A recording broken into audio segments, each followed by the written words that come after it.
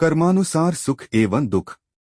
एक बार माता लक्ष्मी ने भगवान विष्णु से कहा कि प्रभु, मैंने पृथ्वी पर देखा है कि जो व्यक्ति पहले से ही अपने प्रारब्ध से दुखी है, आप उसे और ज्यादा दुख प्रदान करते हैं, और जो सुख में है आप उसे दुख नहीं देते हैं।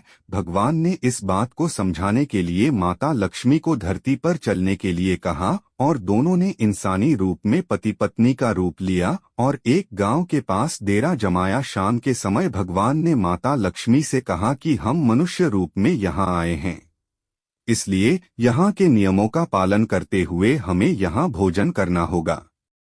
इसलिए मैं भोजन की सामग्री की व्यवस्था करता हूँ, तब तक तुम भोजन बनाओ। जब भगवान के जाते ही माता लक्ष्मी रसोई में चूल्हे को बनाने के लिए बाहर से ईंटें लेने गईं और गांव में कुछ जर्जर हो चुके मकानों से ईंटें लाकर चूल्हा तैयार कर दिया। चूल्हा तैयार होते ही भगवान वहां पर बिना कुछ लाए ही प्रकट हो गए। माता लक्ष्मी ने उनसे कहा, आप तो कुछ लेकर नहीं आए, भोजन कैसे बनेगा? भगवान बोले, लक्ष्मी, अब तुम्हें इसकी जरूरत नहीं पड़ेगी। भगवान ने माता लक्ष्मी से पूछा कि तुम चूल्हा बनाने के लिए इन ईंटों को कहाँ से लेकर आई? तो माता लक्ष्मी ने कहा, प्रभु, इस गांव में बहुत से ऐसे घर भी हैं जिनका रखरखाव सही ढंग से नहीं हो रहा है, उनकी जर्जर हो चुकी दीवारों से मैं ईंटें निकाल कर ले आई। भगवान ने फिर कहा, जो घर पहले से खराब थे तुमने उन्हें और खराब कर दिया, तुम ईंटें उन सही घरों की दीवार से भी तो ला सकती थी। माता लक्ष्मी बोली, प्रभु, उन घरों में रहने वाले लोगों ने उनका रखरखाव बहुत सही तरीके से किया है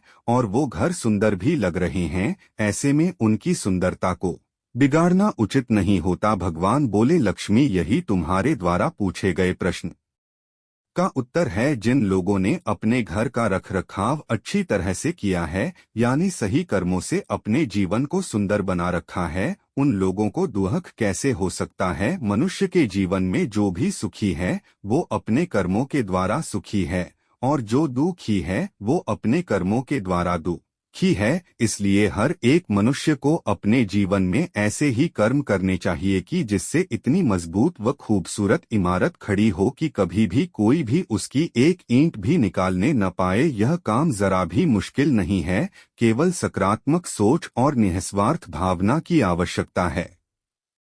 इसलिए जीवन में हमेशा सही रास्ते का ही चयन करें और उसी पर चलें।